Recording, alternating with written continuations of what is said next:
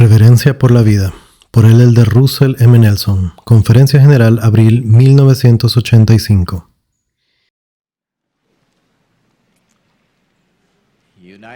Unidos damos gracias al Todopoderoso por la maravillosa prolongación de la vida del elder Bruce R. McConkie, lo que le permitió predicar ese poderoso sermón. Nuestra gratitud es profunda. Ruego por el Espíritu del Señor para que me ayude a comunicar su mente y su voluntad sobre un tema muy vital y sensible. Me disculpo por el uso de palabras repugnantes para mí o apropiadas para el sagrado púlpito. Lo hago solo para aclarar la comunicación en relación con la reverencia por la vida humana. Como hijos e hijas de Dios, valoramos la vida como un don de Él. Un alto costo en vidas está incluso entre los males de la guerra.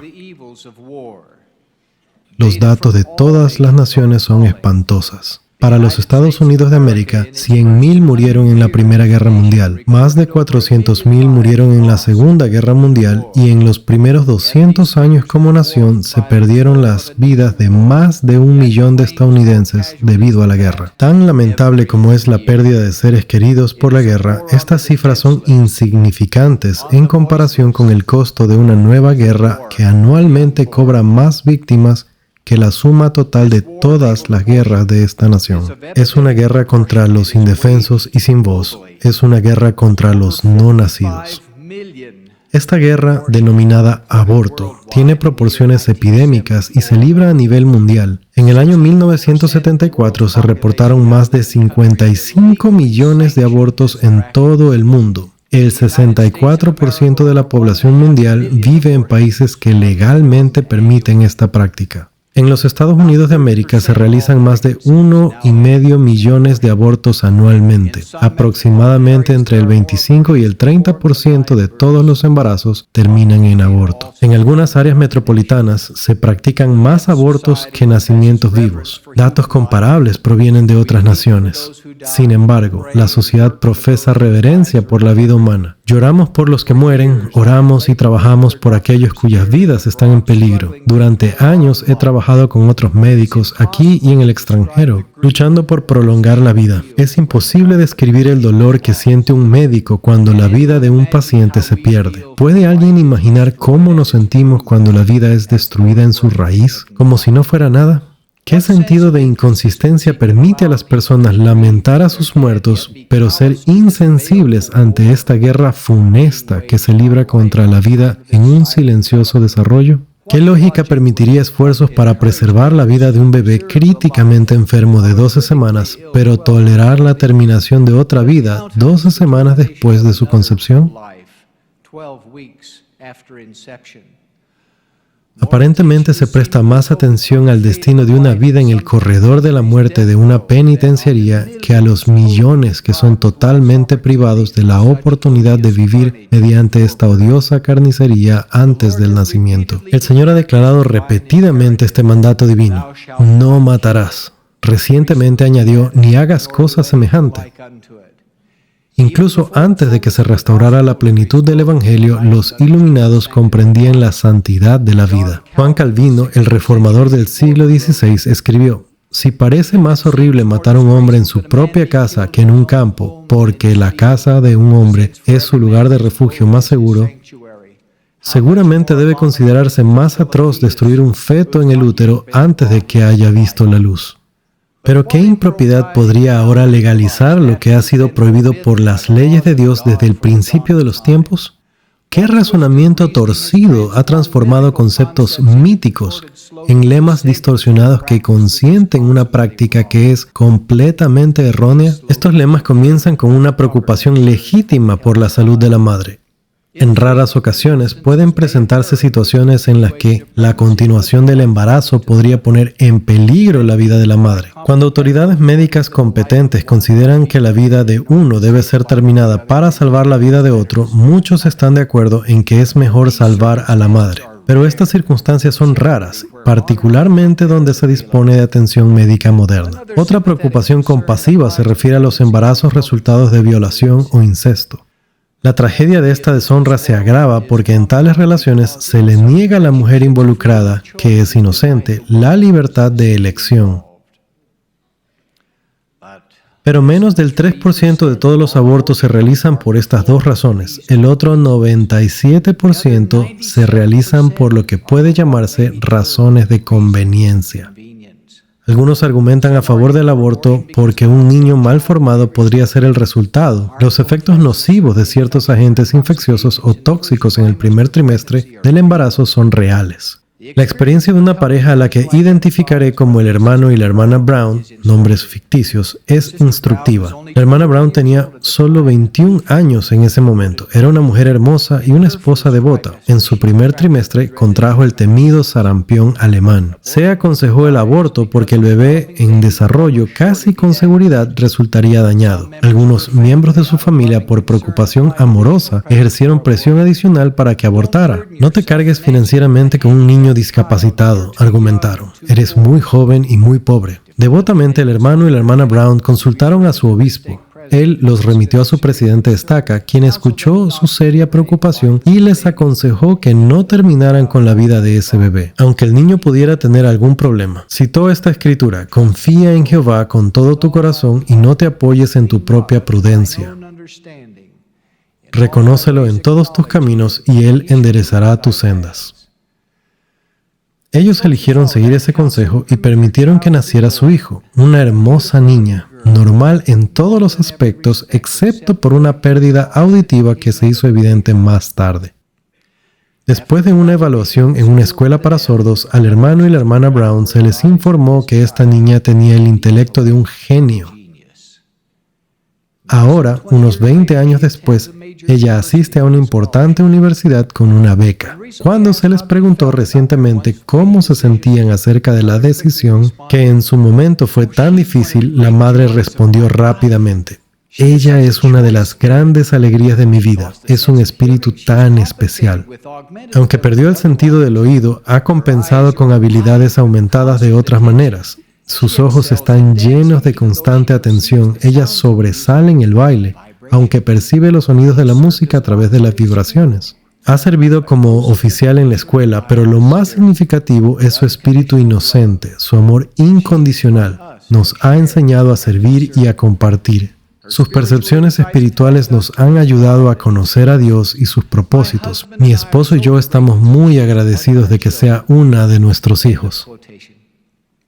Consideremos a otra persona que estaba ponderando las consecuencias de su embarazo. Ella tenía más edad de lo habitual para concebir hijos. Le informó a su doctor que su esposo era alcohólico y tenía una infección sifilítica. Uno de sus hijos había nacido muerto, otro era ciego, otro tenía tuberculosis. Su familia tenía antecedentes de sordera. Finalmente confesó que vivía en una pobreza extrema. Si esta situación histórica real se planteara hoy, muchos recomendarían el aborto. El nacido de ese embarazo se convirtió en el famoso compositor Ludwig von Beethoven. Pero el principio en cuestión va más allá de aquellos que pueden llegar a ser grandes. Si se ha de privar a alguien de la vida debido al potencial de desarrollar problemas físicos, la consistencia dictaría que aquellos que ya tienen tales deficiencias también deberían ser eliminados. Continuando entonces, aquellos que son débiles, incompetentes o inconvenientes deberían ser eliminados por aquellos que tienen el poder. Tal irreverencia por la vida es impensable. Otro argumento que se plantea es que una mujer tiene libertad para elegir lo que hace con su propio cuerpo. Hasta cierto punto, esto es cierto para todos nosotros. Somos libres para pensar, somos libres para planear y luego somos libres para actuar. Pero una vez que se haya tomado una acción, nunca somos libres de sus consecuencias. Aquellos que consideren el aborto ya han ejercido ciertas opciones. Para aclarar este concepto, podemos aprender del astronauta. En cualquier momento durante el proceso de selección, planificación y preparación, él es libre de retirarse. Pero una vez que el poderoso combustible del cohete es encendido, ya no es libre de elegir. Ahora está atado por las consecuencias de su elección. Aun si surgen dificultades y él deseara haber tomado otra decisión, la elección hecha fue sellada por la acción. Así sucede con aquellos que juegan con el poder procreador dado por Dios. Son libres de pensar y planificar de otra manera, pero su elección es sellada por la acción. La elección de la mujer sobre su propio cuerpo no valida la elección sobre el cuerpo de otro. La expresión terminar el embarazo aplica literalmente solo a la mujer. La consecuencia de terminar con el feto implica el cuerpo y la propia vida de otro ser. Estos dos individuos tienen cerebros separados, corazones separados, sistemas circulatorios separados. Pretender que no hay un niño y que no hay vida allí es negar la realidad. No es cuestión de cuándo comienza una vida significativa o de cuándo el espíritu vivifica al cuerpo. En las ciencias biológicas se sabe que la vida comienza cuando dos células germinales se unen para convertirse en una sola célula, uniendo 23 cromosomas tanto del padre como de la madre. Estos cromosomas contienen miles de genes en un proceso maravilloso que involucra una combinación de codificación genética por la que se establecen todas las características humanas básicas de la persona no nacida. Se forma un nuevo complejo de ADN. Un continuo crecimiento da lugar a un nuevo ser humano. El inicio de la vida no es un tema debatible, sino un hecho de la ciencia. Aproximadamente 22 días después de que las dos células se han unido, comienza a latir un pequeño corazón. A los 26 días comienza la circulación de la sangre. Las Escrituras declaran que la vida de la carne en la sangre está. El aborto derrama esa sangre inocente. Otra excusa que utilizan para justificar el aborto está relacionada con el control de la población. Muchos en las naciones en desarrollo atribuyen, sin saberlo, su falta de prosperidad al exceso de población. Mientras se arrastran en la ignorancia de Dios y sus mandamientos, pueden adorar objetos de su propia creación o nada en absoluto, mientras intentan sin éxito limitar su población mediante la práctica desenfrenada del aborto. Viven en la miseria, ignorando las enseñanzas divinas declaradas en las Escrituras no una, sino 34 veces, que las personas prosperarán en la tierra solo si obedecen los mandamientos de Dios. ¿Cómo puede Dios cumplir su promesa de prosperar a sus hijos en obediencia si ellos adoran ídolos o destruyen la vida creada por Él, destinada a ser su imagen? Ellos prosperarán solo cuando su educación incluya fe y obediencia al Dios de este mundo, quien dijo: «Yo, el Señor, hice la tierra, obra de mis manos, y todas las cosas en ella son mías, y es mi propósito proveer. Mas tiene que hacerse a mi manera, porque la tierra es suficiente y hay bastante y de sobra». Ahora, como siervo del Señor, advierto con deber a aquellos que abogan y practican el aborto que incurren en la ira de Dios Todopoderoso, quien declaró: «Si algunos hombres hirieren a mujer encinta y su fruto saliere de ella, serán castigados». De aquellos que derraman sangre inocente, un profeta declaró: «Los juicios de Dios ejercerá en su ira serán justos, y la sangre de los inocentes será un testimonio en contra de ellos». Sí, y clamará enérgicamente en contra de ellos en el día postrero. La Iglesia de Jesucristo de los Santos de los Últimos Días ha estado consistentemente en contra de la práctica del aborto. Hace 100 años, la primera presidencia escribió, y nuevamente aprovechamos esta oportunidad para advertir a los santos de los últimos días contra esas prácticas de feticidio e infanticidio.